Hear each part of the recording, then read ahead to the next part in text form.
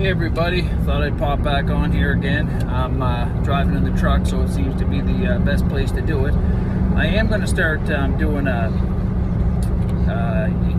weekly podcast, I guess you want to call it. I'm not sure the terminology just yet. I'm still kind of educating myself on the different stuff that I have to, different titles and stuff for videos I want to do. I've been kind of doing some videos now for a while with mainly with Howard Storm. I did a few with other people, as I had mentioned in previous videos, and I'm looking to do more. Like, I want to get some more people onto the channel that I'm trying to grow a little bit. Again, it's not for a monetary thing. I just want to get the message of Christ out, and also try to help like the true message of Christ, not the the invented one, I'll call it, the man-made one. There's an image of Christ, there's a message of Christ, there's a man, Jesus Christ. Just like I'm a man, just like you're a man or a woman, I guess, a human being. Might be a better way to put it. Not that I'm saying I'm on the level of Christ by any means, because I'm not him. I came from him, just like you did, but we're not him. So I've come to realize there are some people out there who actually, a different New Age religion, believe that they are God.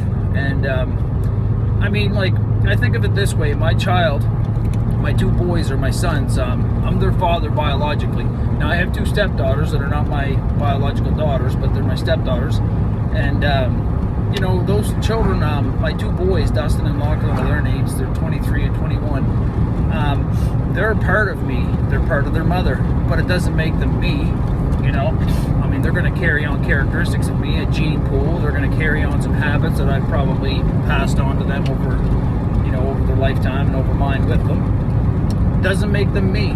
So for somebody to say, because I'm a part of God, that I am God, give your head a shake, because you're not. And but that being said, you can be a part of God's kingdom. You can have a personal relationship with Jesus Christ, and I think that's important. We face daily sin. Like, I face sin. Just today alone, I woke up out of my bed. Like, going to bed last night, I was facing this temptation, this horrific sin that was on my mind. Was able to overcome it by the grace of God. Very difficult one. And woke up again with that same sin right on me. Right on me. And I'll tell you, the devil plants things in your way that that makes it even harder for you to overcome certain sins. And I'm not going to get into detail what it was, because it's it's just embarrassing, really. But that being said, the devil puts certain things in your path. Okay, you were able to overcome it last night, so I'm going to amp it up a little bit and stick it right in your face today. And he did that, and I still overcame it. So like Solomon done with Delilah, when she was trying to persuade him to have sex with her. Not that this was the case, what my problem was today, but I'm just using that as an analogy. I ran from that sin. I jumped in my truck and left, because if I didn't, then I'm going to be faced with that temptation, and I don't want to be faced with temptations. So, it's going to happen, I understand that, but we have to learn how to overcome them. And sometimes you have to run. You really do have to run. And there's been times in my life where I ran from things, many things. I've run from battle. I've run from relationships. I've run from work. I've run from just anything, really. I've run from a lot of things. Not in a cowering sort of sense. I've been backed into a corner before, like physically, whoever was trying to attack me at some point.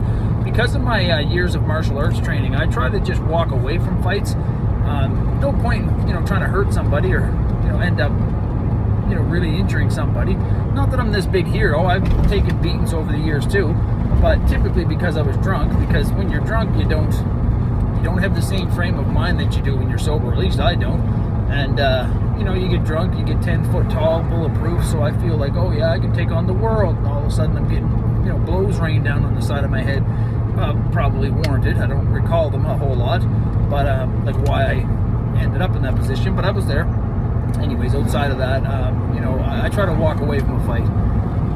Try to run in some cases. I don't mean like physically run away, but I try to just remove myself from a situation that's not going in my favor.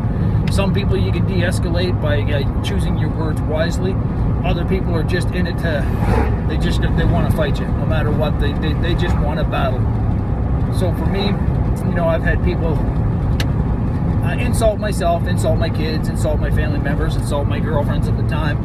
And there's a limit where you can take certain things, right, as a person. Now, when you start attacking me personally, whatever, in one ear and out the other, but when you start attacking my girlfriend or my kids or family members, especially my mother, I kind of have to stand my ground a bit there. So with the training that I have, I know how to stop somebody from attacking me, or at least subdue them without hurting them. Because when you train judo, and I have a black belt in judo, that's not to brag, that's just to let you know where I stand as far as understanding the sport goes. I can take somebody down, tie them up, and hold them until they either cool off, or maybe police arrive, or give me a chance to get away. I don't want to hurt people. Judo, translated from Japanese, is giving way to gentleness. It's like the gentle way, some people call it. And you can just kind of understand what that means, gentle way. Okay, I can hurt you if I choose to, but it's not what I was taught to do. I was taught to walk away from you, but because since you're diving at me, I have to now stop you from doing that. So I can do that.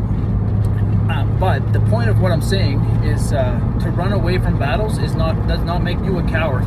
And to run away from temptation actually makes you more of a warrior, in my opinion. I mean, when you're faced with sin, and you might not be strong enough to overcome that sin if it persists in you or on you, then run away, jump in your vehicle and go somewhere. Get away from the situation, remove yourself from that spot, and you'll see that you've actually won that battle. But the enemy's going to come at you harder every time. If he can't get you with one, he's going to either amp that one up, or he's going to try to get you with another one. So this is why I find it so important to have an actual relationship with Jesus Christ and an actual understanding of who Christ is. Because if you believe Jesus Christ is something that he's not, then you're not going to have a relationship with Jesus Christ. For example, I'm in a relationship with Katie. When we first started out dating about 11 years ago, I mean, everybody does this, I think. You portray yourself in all the best qualities of yourself that you have, and how a person like Katie, for example, for me, could find interest in me. And I pushed a narrative that she bought, I think, and she did for me too, that I bought. And then you start realizing they slowly slip here and there and allow certain characteristics that they were hiding from you to come into play. And then you start kind of questioning yourself. Maybe she's not who I thought she was, or maybe this person isn't who I thought they were. And then you start questioning yourself and the relationship you're in, which has caused me to leave relationships in the past. And I'm sure that's why I've been dumped in the past by different women, because they realized I was a crock, a charlatan really, and I portrayed myself to be something I wasn't. Now I portray myself to be who I am today, and if you don't like it, then move on. But with Katie, she did that with me, and I did that with her. But if she was to,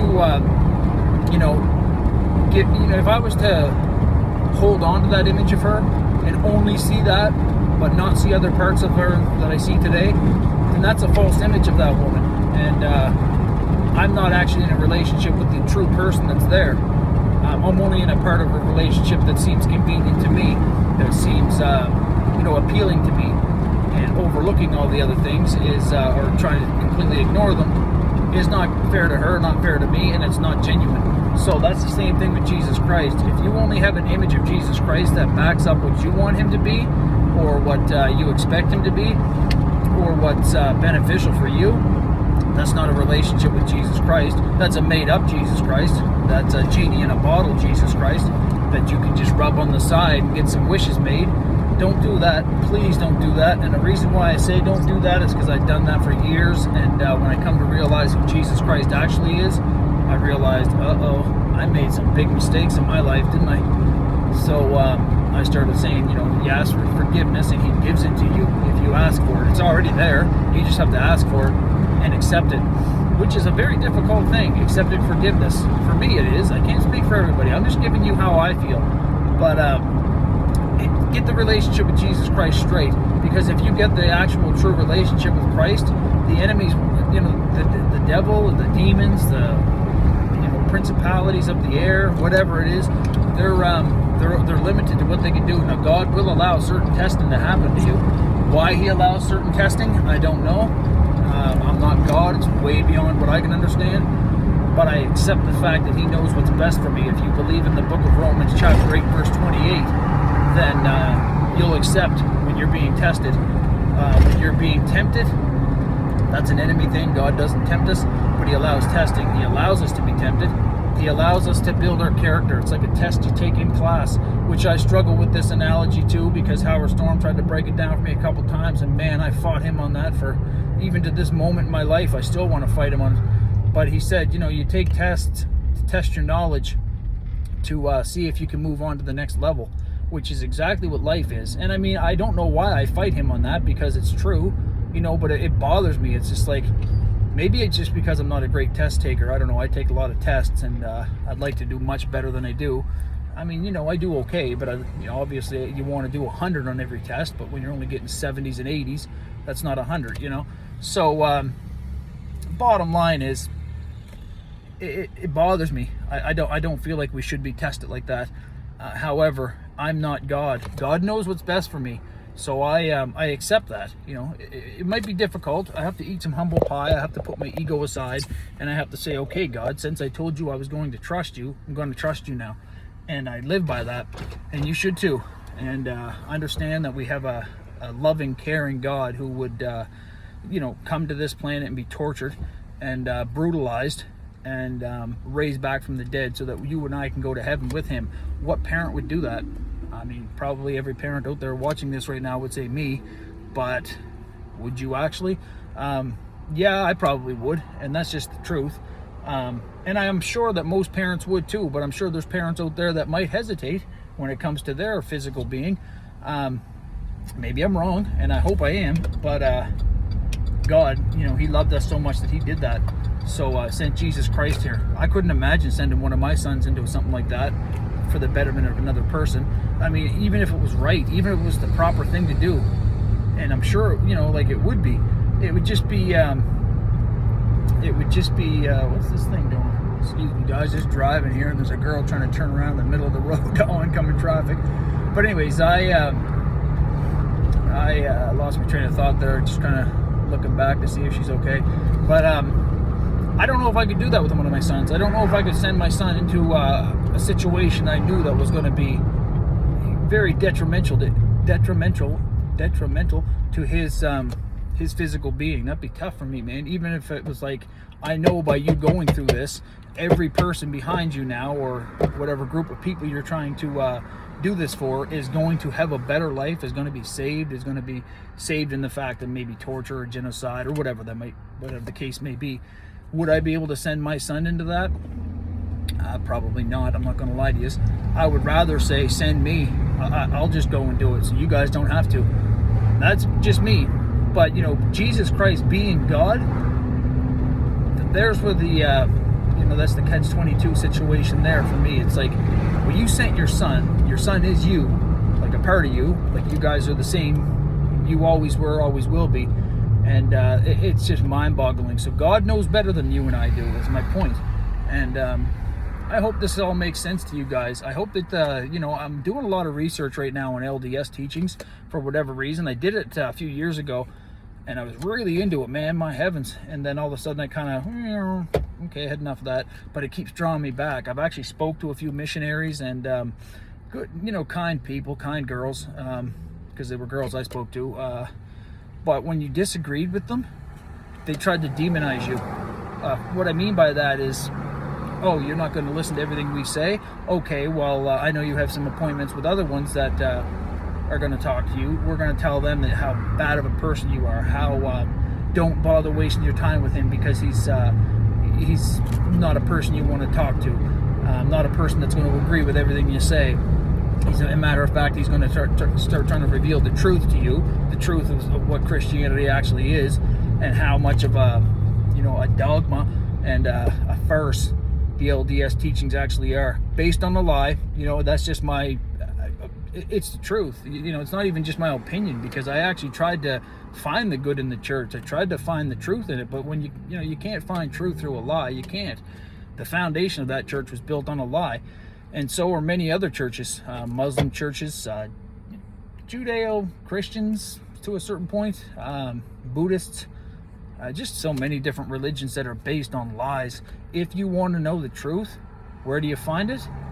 Jesus Christ already told you that. He said, I am the way, I am the truth. You know, in bold capital letters, I am the truth and I am the life. So somebody who proclaims themselves to be the truth and backs up their claims with evidence, then follow that person. Don't try to change what they said to fit your narrative. Don't try to say, oh, I like everything he said, except I still want to, indulge in my sins, so I'll just cherry pick this Bible so that it fits my life, and then that'll be the image that you are for me. And, God loves everybody. God's not going to send anybody to hell. You're right, You're right. God does love everybody, and he's not going to send anybody to hell. But you'll send yourself there if you're not willing to accept the truth. I know that's very cliche, and I know a lot of people are going to be like, oh, whatever, man, you're just parroting back what you heard. But yeah, I think we all do that. I wasn't born with certain knowledge. I had to study and research various things that I've come to realize, and I still do that.